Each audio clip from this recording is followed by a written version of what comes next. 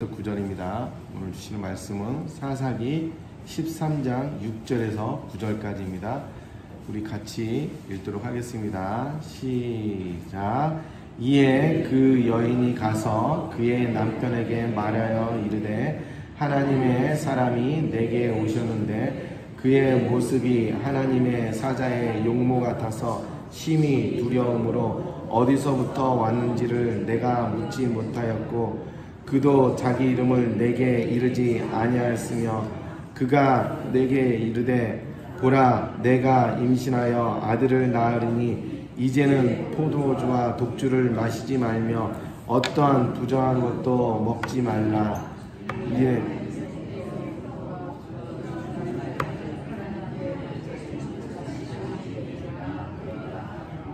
8절 만화가 여호와께 구하여 이르되 주여 구하옵나니 주께서 보내셨던 하나님의 사람에게 우리에게 다시 오게 하사 우리가 그 낳을 아이를 어떻게 행할지를 우리에게 가르치소서 하니.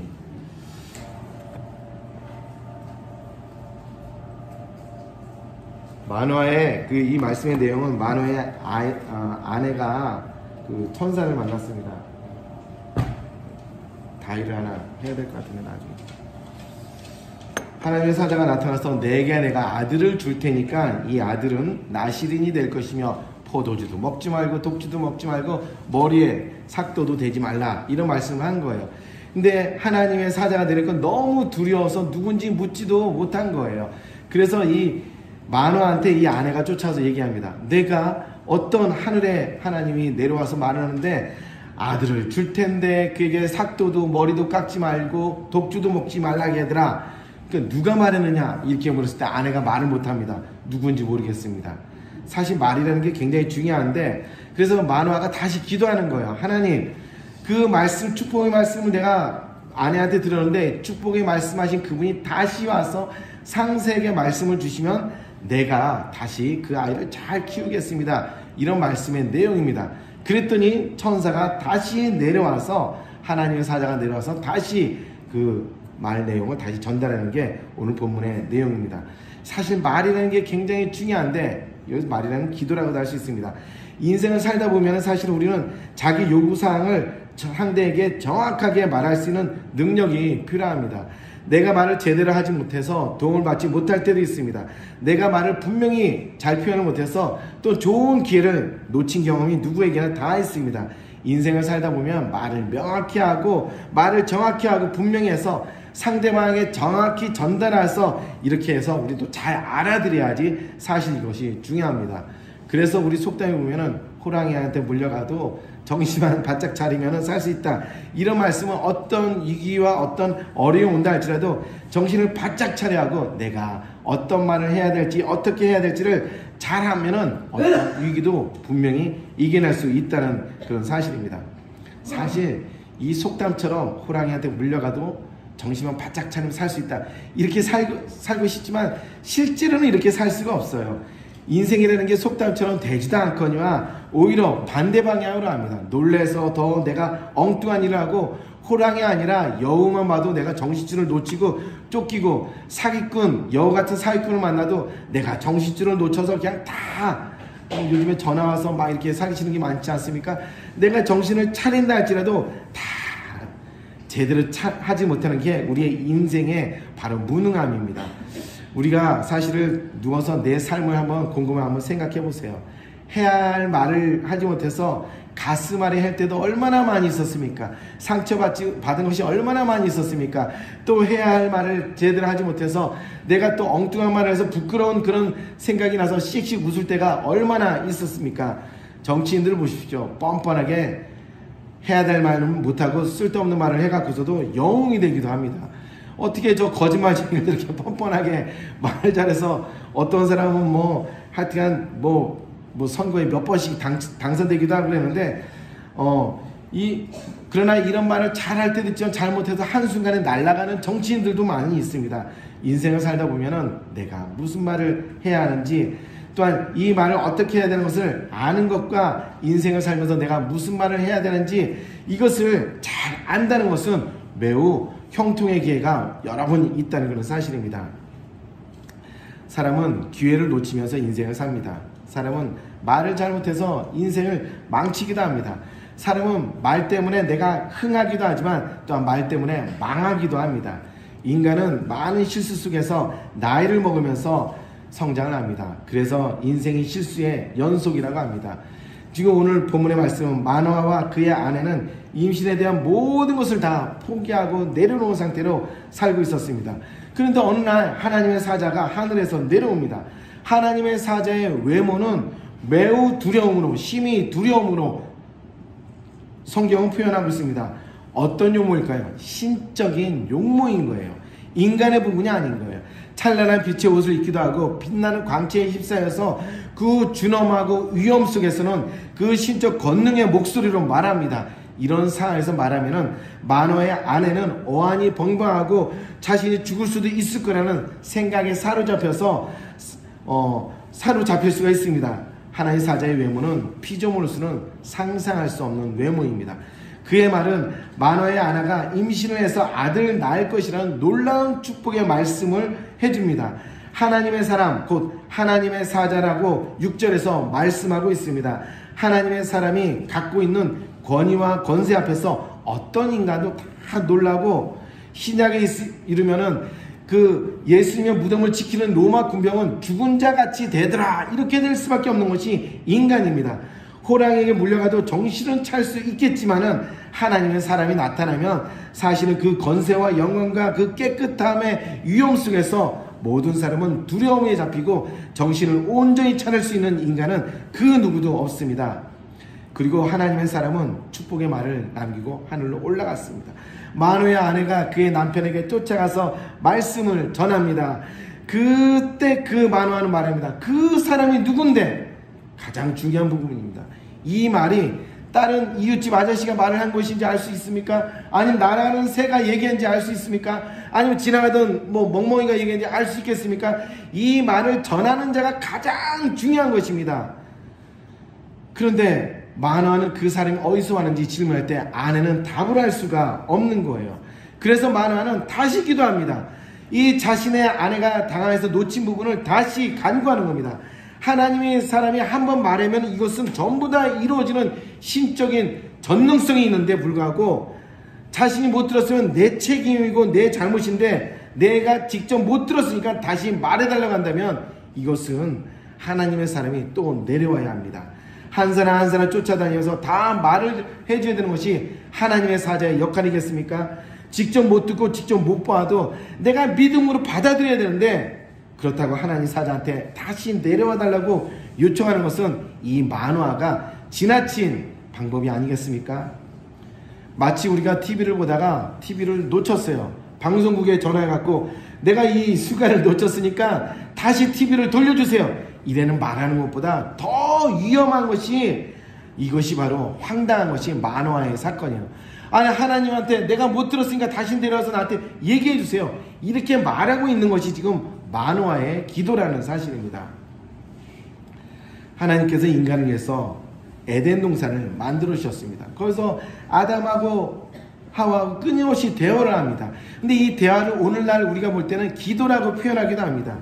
근데 이 에덴 동산에서 기도라고 하지 않고 사실은 하나님은 대화한다고 말씀하고 있습니다. 하나님은 사람들에게 어떠한 일을 지시하시기도 하지만 어떤 것을 물어보기도 하고 어떤 것을 알려주기도 합니다. 그러면 사람들은 그것에 대해서 답변하기도 하고 모르면은 추가적인 질문도 합니다. 에덴 동산에서 사람은 알고 깨달을 때까지 사람하고 아주 쉽게 대화를 했습니다. 하나님께서는 때때로 직접 말씀으로 가르치기도 하고 주의 영이 임재하심을 통해서 알고 깨달을 수 있도록 지혜와 총명을 주셔서 그에게 질문을 또 하고 답변을 주시기도 합니다. 인간은 항상 모르는 것에 대해서 알기까지 하나님께 계속 질문할 수 있었습니다. 그러나 어느 날 인간은 주님께 물어보는 인생 속에서 이제는 내가 주님의 모든 것에 대한 해답을 알고 내가 스스로 모든 것을 결정하는 위치가 되기를 원했습니다. 그 자리가 탐냈습니다. 하나님의 자리로 올라가기를 원했습니다. 죄는 이렇게 해서 들어오기 시작했습니다. 그래서 인간이 살며시 하나님의 자리에 앉으려는 순간에 에덴 동산에서 쫓겨납니다. 에덴 동산에서 죄를 짓고 쫓겨나온 순간부터 타락한 모든 인간은 지혜가 없어졌습니다. 인생의 질문에 대해서 하나님께 질문할 수가 없었습니다. 스스로 인생을 살아가는 데 대해서 깨달은 것에 대해서 질문해야 되는데 알지 못하기 때문에 비참한 현실 속에서 먹고 사는데 모든 인생을 걸어야 됐습니다. 이제는 더 이상 물어볼 전능자도 없고, 이제는 더 이상 인간에게 필요한 지식을 전해줄 전능자도 인간의 입장에서 사라졌습니다.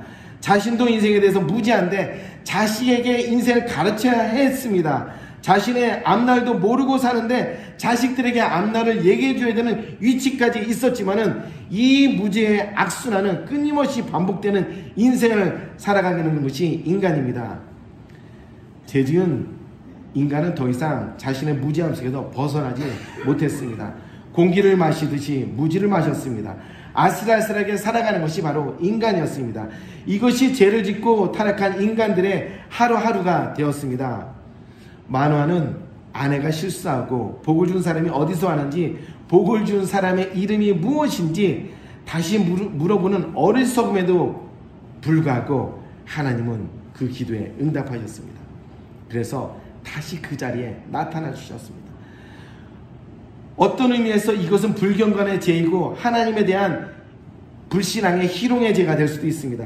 하나님이 분명히 말씀하셨으면 그 말씀 믿기만 해야 되는데, 용모가 하나님의 사자 같아서 두려움을 느꼈으면 하나님의 사자로 받아들이고 믿어야 하는데, 굳이 자신이 확인하겠다고 하는 것은 하나님의 입장에서는 괘씸할 수도 있습니다. 그러나 만화는 지혜롭지 않은 기도에 대해서 하나님이 친히 다시 나타나서 처음부터 다시 더 자세하게 설명을 해주십니다. 만화의 아내가 당해서 놓친 부분으로 전달했던 부분조차도 하나님께는 자세하게 다시 다 말씀해 주십니다. 예수님께서 이 땅에 오시면 인간의 간구를 들어주셔야 되지만 안 들어도 모든 것을 아시는 전능자 예수님이십니다. 예수님은 인간의 입으로 무엇을 고백하기 전에 인간의 필요를 아시고 인간의 간구를 아시고 예수님 스스로 응답하여 주시는 분이십니다. 예수님은 인간의 기도를 다 들어야지 인간이 무엇을 원하는지 아시는 분이 아닙니다. 때때로 예수님은 듣지 않아도 다 말씀해 주시는 분이 바로 예수님이십니다. 심지어 인간이 자신의 간구를 놓쳐도 또한 미처 다 말하지 못해도 예수님은 그 모든 것을 다 아시고 모든 것을 채워주시는 사랑의 예수님이십니다. 예수님은 인간이 간구하지 않아도 현재의 간구뿐만 아니라 미래의 간구까지도 다 응답하여 주시는 분이 바로 예수님이십니다. 예수님이 이 땅에 오셔서 설교를 한 번만 하신 것이 아닙니다. 예수님이 이 땅에 오셔서 제자들과 대화를 한 번만 한 것이 아닙니다. 수없이 많은 설교를 했었고 깨달을 때까지 이해할 때까지 설교를 하고 예화를 들어서 또 반복하고 또 반복했습니다. 천국에 대한 설명도 수없이 많이 반복을 했습니다. 제자들에게도 여러 번 3년 동안 수십 번 수백 번 얘기를 같은 말을 했습니다. 자신의 죽음에 대해서도 여러 번 예수님께서는 제자들에게 끊임없이 얘기했습니다. 깨달을 때까지 또한 잊어버리지 않을 때까지 계속 말씀을 하셨습니다. 백성들이 요청하고 제자들이 요구해서 그 말씀을 한 것이 아닙니다. 사람들에게 필요한 모든 것을 아시고 스스로 알기 때문에 천국에 대해서 구원에 대해서 모든 것을 계속해서 말씀하여 주셨습니다. 제자들의 앞날에 대해서도 예수님 미리 기도까지 다 해주셨습니다. 제자들은 자신의 앞날을 모르지만 예수님은 그들이 배신을 아시기 때문에 그들이 배신하고도 의기소침하지 않도록 빼앗기지 않도록 사단의 농간에 녹지 않도록 예수님께서 다 모든 것을 기도해 주셨습니다. 이것이 바로 예수님이 우리를 향한 모습입니다. 인간은 말을 정확히 해야지 다른 인간이 알아들을 수가 있습니다. 이것이 바로 사람입니다. 그러나 예수님은 이 세상에서 신적 권능을 갖고 있기 때문에 인간이 모든 말을 하기 전에 인간의 모든 요구를 정확히 알고 있습니다. 인간은 인간의 말을 들어야지 압니다. 신적 권능의 예수님은 말하기 전에도 모든 것을 압니다. 심지어 마음속으로 하는 말도 하시고 답변까지도 다 하시기까지 합니다. 누가복음 7장 39절 이하에 이런 말씀이 있습니다. 예수를 청한 바리새인이 그것을 보고 마음에 이르되 이 사람이 만일 선지자라면 자기를 만지는 이 여자가 가늠한 여인이에요. 죄인이라는 거예요. 이 여자가 누구이며 어떠한 자 곧 죄인인 줄 알았으리라 하거늘 예수께서 대답하여, 아니 마음에서 이러는데 예수께서 대답하여 이르시되 시몬의 아내가 내게 이를 말이 있다 하시니 그가 이르되 선생님 말씀하소서 하니 바리새인 시몬이 예수님께 청하였습니다. 마음속으로 말한 겁니다. 예수님의 뒤로 죄 많은 여자가 울면서 향유 씨는 여인입니다. 예수님의 발을 씻었고 향유를 뿌렸습니다. 그럴 때 바리새인 시몬이 속으로 말했습니다. 그가 속으로 한 말은 예수님이 신성을 갖고 다 하시면서 답변하는 장면입니다. 예수님은 모든 사람의 마음속도 정확히 아십니다. 또한 이 죄 많은 여자가 예수님의 발을 씻고 자신의 눈물로 발을 씻기면서 자신의 머리카락을 닦으면서 말하지 않아도 그가 어떠한 죄를 짓고 어떠한 고통 속에 빠지는 것을 눈만 흘려도 예수님은 다 알고 계십니다. 그래서 예수님은 그 여자가 울기만 했는데도 너의 많은 죄가 용서함을 받았다고 말씀을 해주십니다. 예수님은 인간처럼 말을 들어야지 그 사람의 의도를 아시는 분이 아니십니다. 듣지 않아도 보지 않아도 말하지 않아도 미리 다 아십니다. 그래서 예수님은 말씀하십니다. 구하기 전에 다 아신다고 말씀을 하고 계십니다. 이것이 바로 예수님의 신적 권능입니다. 인간은 자신이 다하지 못한 간구 때문에 자신의 일이 잘 안되면 어떻게 하나 걱정하는 유약한 존재들입니다. 그러나 예수님은 인간의 말을 다 듣지 않아도 그 마음의 소원을 다 아시고 응답해 주시는 신적인 전능자이십니다. 예수님은 인간의 형상으로 이 땅에 오셨습니다. 예수님을 평범한 인간이고 예수님을 하찮은 인간으로 생각했던 율법사들과 바리새인들은 예수님이 하시는 설교를 들으면서 계속해서 자신들끼리 속삭입니다. 예수님의 설교에 문제가 많다고 속삭입니다. 예수의 설교를 분한 마음으로 꼬투리를 잡기 위해서 끊임없이 말씀을 듣습니다. 예수의 설교를 들으면서 속으로 불평을 합니다. 그리고 이것을 옆에 앉은 자신의 무리들과 함께 나누었습니다. 속으로 생각하고 아주 작은 목소리로 속삭였습니다. 왜냐하면 예수님은 자신의 생각을 모른다고 생각했습니다. 예수님은 자신의 작은 소리를 못 듣는다고 그들은 생각했습니다. 예수님 메시아의 능력을 갖지 못하고 예수님의 메시아의 권능이 없다고 업신여기고 무시했습니다. 내가 죽이면 죽일 수 있는 그런 예수라고 그들은 생각했습니다. 메시아는 신적 권능을 갖고 나타나는 초월적인 인간입니다. 이런 분이라는 것을 유대교 신학자들과 바리새인들은 잘 알고 있으면서도 예수님을 메시아로 생각하지 않고 무시하고 우습게 생각했기 때문에 그들은 자신의 생각을 모른다고, 그들은 자신의 마음을 모른다고 마음껏 예수님을 비난했습니다. 예수님은 그들의 마음과 예수님이 그들의 속삭이는 모든 말을 다 들으셨습니다. 예수님을 비난하는 마음의 생각을 하나도 빠짐없이 다 아셨습니다. 예수님의 설교를 비난하는 모든 속삭이는 욕설조차도 다 들으셨습니다. 예수님을 하루 종일 욕하는 자들의 모든 욕과 비난과 저주까지도 다 들으셨습니다. 인간을 지옥의 형벌에서 살려주기 위해서 자신의 생명을 버리고 십자가에서 대신 죽으려고 이 땅에 오셨지만 유대교 종교 지도자들은 예수님을 욕하는데 하루가 부족한 자들이었습니다. 쉬지 않고 저주를 퍼었습니다. 네가 왜 하나님의 아들이냐고 끊임없이 그들을 멸망시켰습니다. 너는 하나님의 신성을 모독했다고 끊임없이 예수님을 정죄했습니다. 쉬지 않고 저주를 퍼붓는 마음의 속삭임으로 예수님의 그 모든 것은 다 들으셨고 다 아셨기 때문에 예수님의 고통은 인간의 고통보다 더 컸습니다. 인간은 들리는 것만 고통이 오지만 예수님은 들리지 않는 생각의 저주까지 다 듣고 아셨기 때문에 그의 고통은 너무나 크셨습니다. 예수님이 이 땅에 오셨을 때 많은 사람들은 예수님을 쫓아다니면서 예수님의 몸을 옷깃을 만졌습니다. 마가복음 14장 35절 이하 이런 말씀이 있습니다. 그곳의 사람들이 예수이신 줄을 알고 그 근방에 두루 통제하여 모든 병든 자를 예수께 데리고 와서 다만 예수의 옷자락이라도 손을 대게 하시기를 간구하니 손을 대는 자는 다 나음을 얻으니라. 예수님께 모든 병든 자들이 몰려와서 손으로 예수님의 몸을 만지기를 원했습니다. 예수의 몸을 만질 때 자신의 소원을 말하지 않았습니다. 예수의 몸을 만질 때 그동안의 모든 사연을 말하지 않았습니다. 모두가 자신의 소원을 말하지 않고 예수님의 몸을 간절히 마음으로 만질 때 예수님은 각각 사람들의 모든 소원과 간구를 다 아셨습니다. 그리고 병자들을 다 고쳐주셨습니다. 예수님께 많은 말을 하지 않아도 됩니다. 예수님은 모든 것을 다 아시고 다 응답해 주시는 분이십니다. 마태복음 6장 32절 이하에 보면은 그러므로 염려하여 이르기를 무엇을 먹을까 무엇을 마실까 무엇을 입을까 하지 말라. 이는 이방인들이 구하는 것이라 너희 하늘 아버지께서 이 모든 것을 너에게 있어야 할 줄을 아시느니라.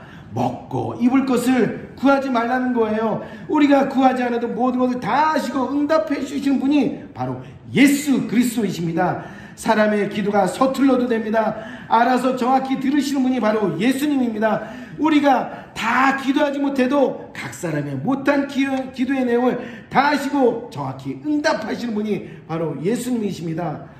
어떨 때 예수님께 기도하지 못하고 마음이 아픕니까? 눈물만 흘려도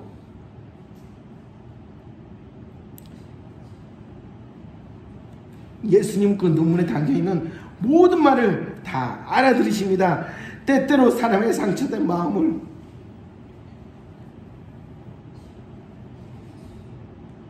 위로해 주시고 때때로 추악한 죄를 용서해 주시는 분이 바로 예수님이십니다.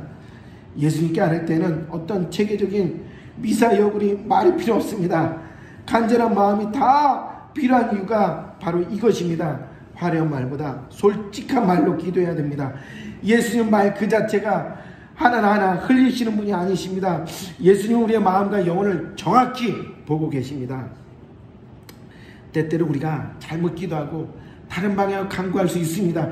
그러나 주님은 그것까지도 올바른 방향으로 인도해 주시고 고쳐주시면서 축복의 통로로 인도하여 주십니다. 인간은 종종 자신의 기도와 자신의 간구와 인해서 내 인생이 안전하게 살아가고 있다고 기도의 능력을 착각을 합니다. 내가 기도해서 내가 먹고 산다고 또한 착각을 합니다. 내가 열심히 기도해서 내가 거룩해진다고 착각을 합니다. 내 기도의 열정으로 이렇게 편안하게 왔다고 자만할 수 있는 자가 바로 인간의 교만입니다. 기도란 내가 다 알지 못해도 서툴르게 간구해도 어떨 때 주님 앞에 나서 말할 수 없어 눈물만 흘려도 예수님은 그 모든 것을 다 아시고 알지 못한 것까지 다 용서하고 응답해 주시는 분이 바로 전능자 예수님이십니다. 예수님은 병원의 기도도 들어주십니다. 예수님은 어린 아이들의 기도도 다 들어주십니다. 그들이 서툴게 기도하고 모자라게 기도한 대로 완벽하게 응답해 주시는 분이 예수님입니다. 사람의 기도는 늘 어리석고 늘 미련합니다. 그러나 예수님은 정확히 그 기도의 내용을 다 파악하고 예수님은 정확히 그 상황을 파악해서 적절하게 응답하여 주십니다. 사람의 기도에 따라서 예수님이 움직이시는 분이 아닙니다. 사람의 기도에 따라 사람이 예수님이 움직인다면 전능자가 아니죠. 기도란 내가 빠진 부분을 걱정해서 다시 알을 필요도 없습니다. 기도란 내가 다 말하지 못해도 응답받지 못할까봐 염려할 필요도 없습니다. 기도란 내가 해서 응답받는 것이 아니라 예수님이 신적 권능으로 알아보시고 정확히 응답하시고 분명하게 도와주시고 선명하게 처리해 주십니다. 기도란 하는 우리가 중요한 것이 아닙니다. 듣는 자가 더 중요합니다. 기도란 다시 하려고 하지 말고 주님께 내 마음을 드리면 되는 것입니다. 기도란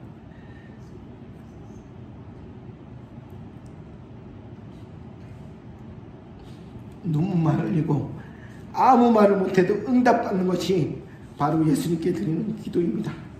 기도란 잘해서 응답받는 것이 결코 아닙니다.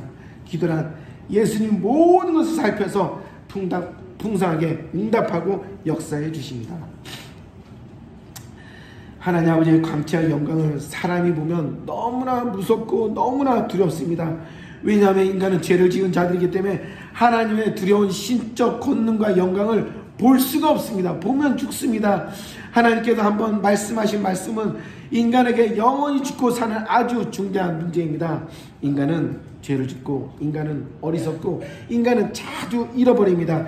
하나님 아버지는 예수님을 인간의 모습으로 이 땅에 보내셨습니다. 모든 하늘의 권세와 영광 존귀를 다 버렸습니다. 왜냐하면 예수님을 평범한 사람의 모습으로 보내서 평범한 목수가 되게 하시고 신적 두려움을 거뒀습니다. 빛나는 광채를 거뒀습니다. 모두 없애버리고 죄 많은 인간들에게 보내셨습니다. 하나님 아버지는 예수님에게 죄나 많은 인간들이 다가와서 예수님을 친히 만질 수 있도록 평범한 인간으로 예수님을 우리에게 보내셨습니다. 예수님의 목숨을 더 이상 신적 권능에서 위험의 천둥 목소리가 아니라 평범한 사람의 목소리를 만들어서 사람들이 친근히 들을 수 있도록 예수님의 모든 신성을 제어하셨습니다.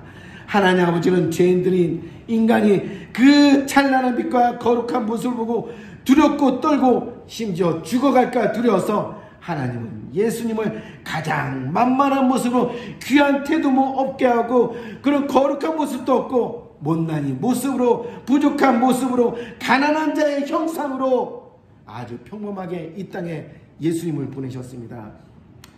예수님과 대화를 나누면 바로 하나님과 대화를 나눈 것과 같습니다. 그래서 하나님 아버지는 타락하기 전에 에덴 동산에서보다 더 친밀하고 가깝게 인간들이 대화를 나눌 수 있도록 예수님을 인간의 형상으로 인간의 모습으로 보내주셨습니다. 얼마나 큰 축복입니까? 만화는 사실은 듣지 못했습니다. 하나님 사자가 나타나서 아내에게 해주는 모든 말을 듣지 못했습니다. 그래서 다시 와달라고 요청했을 때 하나님의 사자는 다시 와줍니다. 그가 원하는 모든 답변을 다 다시 해줍니다. 누군가가 없던 시절이지만 아내가 들려준 어마어마한 말이 실감이 나지 않았지만 주님이 다시 와서 답변을 주심으로 만화는 커다란 확신을 갖게 됩니다. 두 번째 사자가 나타날 때에도 또 아내만 있었고 만화는 없었습니다. 그런데 남편이 밭에 들어올 때까지 하나님의 사자가 기다려주는 거예요. 만화가 만난 주님은 미천한 자의 보잘것없는 그 모든 소원을 다 들어주십니다. 흔들린 마음에 확신을 주시고 분명히 보고 믿을 수 있도록 역사까지 해주십니다. 전에는 아내만 보았던 그 하나님의 사자를 이제는 만화까지 보게 되었습니다. 아내는 모든 말을 반신반의했지만 이번에는 두 번째 말을 들으니까 모든 것이 더 확신하게 되고 분명하게 깨닫게 되었습니다. 만화의 아내는 두 번 들으면서 모든 것이 선명해지고 더 모든 것이 뚜렷해졌습니다. 깨달을 때까지, 이해할 때까지, 받아들일 때까지 역사하시는 그 주님이 바로 만나게 되는 만화였습니다. 그 만화와 그의 아내는 이미 이제 아들을 낳아서 그 아들이 눈앞에서 재롱하는 것 같이 매우 확신과 기쁨에 휩싸이게 됩니다. 현대인들은 자신의 말을 정확히 할 수 있는 것은 바로 지성이 되고 바로 능력이 되고 이것이 때로는 그 사람의 똑똑함과 경쟁력이 되기도 합니다. 수능에서 논술이라는 시험이 있습니다. 이 논술 시험 바로 뭐냐면 이 핵심과 논지를 말에서 글로 명확하게 표현하는 능력을 보는 것입니다. 이것이 중요한 것은 내 의도를 정확히 정리할 줄 아는 것이 그 사람의 지성이기 때문입니다. 그러나 현대인들은 전능의 신을 만나면 자신을 위해서 무슨 말을 해야 될지를 알지를 못합니다. 무엇이 좋은지를 알지를 못합니다. 기껏해서 전능자를 만나면 간구하는 것이 돈 달라고 간구합니다. 복권을 당첨하게 해달라고 기도합니다. 복권에 당첨되면 술에 찌든 인생이 되고 도박에 미친 인생이 되고 가정이 파괴되는데도 불구하고 한치 앞을 내다보지 못하는 인간들은 헛된 것만을 구하는 미련한 인생이 됩니다. 자신이 망가지도 기도하는 자가 바로 미련한 우리의 인간입니다. 그래도 예수님은 사람들이 무엇을 구해야 하는지 모를 때 무엇이 진정 자신에게 도움되는지 모르는 인간들에게 친히 찾아오십니다. 그래서 인간이 부족한 기도를 채우십니다. 인간의 미련한 기도를 지혜로운 기도로 바꾸어 주십니다. 인간이 해서는 안 될 기도를 막으십니다. 인간이 해야 될 기도로 인도해 주십니다. 이런 예수님을 만나야 진정 아름답고 훌륭한 기도를 우리가 할 수 있습니다. 예수님을 만나면 자신이 어떤 기도를 해야 되는지 정확히 알게 됩니다. 그리고 이 기도를 하면은 영생에 이룰 수 있는 자가 됩니다. 그러나 예수님을 만나지 못하고 예수님께 나오지 못하면 내 간구와 기도의 간구는 내 영혼과 육을 망칩니다. 내 미래를 날려보냅니다. 자신의 삶을 지옥으로 들어가게 합니다. 오직 예수님께 나오는 자만이 잘못된 기도를 해도 고침을 받고 제대로 된 기도를 할 수가 있습니다. 누구든지 예수님을 만나면 자신에게 정말로 필요한 기도가 어떤 기도인지를 알게 됩니다. 구원에 이르는 기도를 알게 되고 영혼에 이르는 기도를 하게 됩니다. 우리가 승려처럼 사제처럼 라피처럼 아무리 길게 해도 결국 예수님이 도와주지 않으면 자신의 생명을 구할 수가 없습니다. 성도란 누구입니까? 믿는 자란 무엇입니까? 성도란 기도가 정확하지 않아도, 성도란 기도가 틀려도, 성도란 기도를 잘못해도 예수님께서는 정확히 그 의도를 아십니다. 올바른 기도로 인도해 주십니다. 성도란 기도를 잘하는 자가 아닙니다. 성도란 기도가 훌륭한 자가 아닙니다. 성도란 기도가 정확하게 하는 자가 아닙니다. 예수님께서 성도의 기도가 엉망이고 기도의 순서가 잘못돼도, 성도의 기도가 미련해도 예수님께서는 그 기도를 다 정리하고 올바르고 명확하게 방향을 잡으시고 새겨 들어주십니다. 그래서 성도가 엉망으로 기도해도 예수님의 역사로 정확하게 응답을 받습니다. 성도는 때때로 자신이 한 기도 내용을 까먹습니다. 때때로는 자신의 올바른 방향으로 가지 않고 심지어 거꾸로 기도해도 예수님은 그 모든 것을 올바른 방향으로 인도해 주십니다. 갓난아이가 옹알거리면 엄마가 그 말을 못 알아들었습니까? 다 알아듣습니다. 마찬가지 그 어미가 다 필요를 알아서 채웁니다. 예수님은 성도의 기도가 그렇게 알아들으시고 정확히 분명히 다 응답해 주는 분이 바로 전능자 예수님이십니다.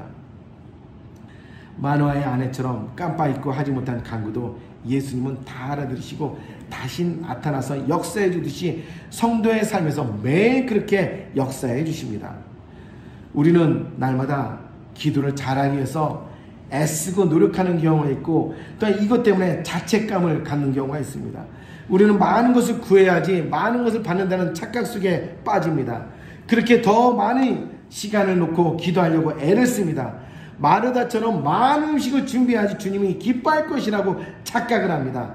그러나 주님은 우리가 벙어리라 할지라도 우리의 간구를 정확히 하십니다. 심지어 우리가 다 간구하지 못한 것까지 응답하여 주시고 역사하여 주시는 분, 채워주시는 분이십니다. 우리는 우리의 간구를 정확히 모릅니다. 내가 무엇을 기도해야 될지도 우리는 모릅니다. 인간은 바로 이런 미련한 존재입니다. 그러나 예수님은 우리에게 좋은 모든 기도의 제목을 다 알고 계십니다. 그래서 예수님은 우리를 대신해서 하나님 아버지께 기도하는 장면을 성경에서 나타내주고 있습니다. 어제는 저것을 간구하고 오늘은 이것을 간구하고 그렇게 상반된 기도를 한다 할지라도 예수님은 무엇이 우리에게 좋은지 다 아시고 우리를 위해서 쉬지 않고 기도하십니다. 예수님은 자신을 위해서 기도하는 분이 아닙니다. 예수님은 바로 우리가 생명을 얻고 우리가 영원한 천국으로 들어가기 위해서 날마다 우리를 위해서 기도해 주시는 분이십니다. 우리는 나의 기도로 말미암아서 하루하루 살아가는 자가 아닙니다. 바로 예수님이 쉬지 않고 기도하고 있음으로 인하여 하루하루 복되게 사는 바로 인생들입니다. 내가 기도의 주체자가 결코 아닙니다. 나의 기도의 주도자는 바로 예수님이십니다. 나는 내 기도에서 나는 상대자입니다. 결정적인 존재가 아닙니다. 예수님 나를 위해서 진정으로 기도하는 주도자가 바로 예수님이십니다. 나는 나 자신을 위해서 진정으로 기도할 수 없는 미련한 인생입니다. 유약한 인생입니다. 예수님의 기도가 있기 때문에 우리는 복을 받고 은혜를 받으며 살아갑니다. 우리의 기도가 잘못되고 우리의 기도가 빗나가도 우리의 기도를 다 하지 못해도 예수님의 기도로 인해서 날마다 복을 받고 영원한 천국으로 한 걸음씩 걸어가는 것이 바로 우리의 성도의 존재입니다. 성경 말씀을 한 기절 한 기절 보면 구약부터 신약까지 이 모든 것이 예수님의 구원의 역사입니다. 성경을 자세히 보면 예수님의 기도가 상당히 많습니다. 때때로 선자의 기도가 바로 예수님의 기도입니다. 때때로 시편 저자의 내용이 바로 예수님이 우리를 향한 기도입니다. 우리가 성경을 가까이 하고 성경을 날마다 읽어야 하는 이유는 바로 예수님의 끊임없는 기도가 자세하게 기록되어 있기 때문입니다. 그분의 기도 내용을 성경에서 찾아서 읽어보면 우리의 기도가 많지 않아도, 우리의 기도가 서툴러도, 우리의 기도가 잘못된 것을 구하여도 성경에 나타난 예수님의 기도로 인해서 마음이 불안해지지가 않을 수 있습니다.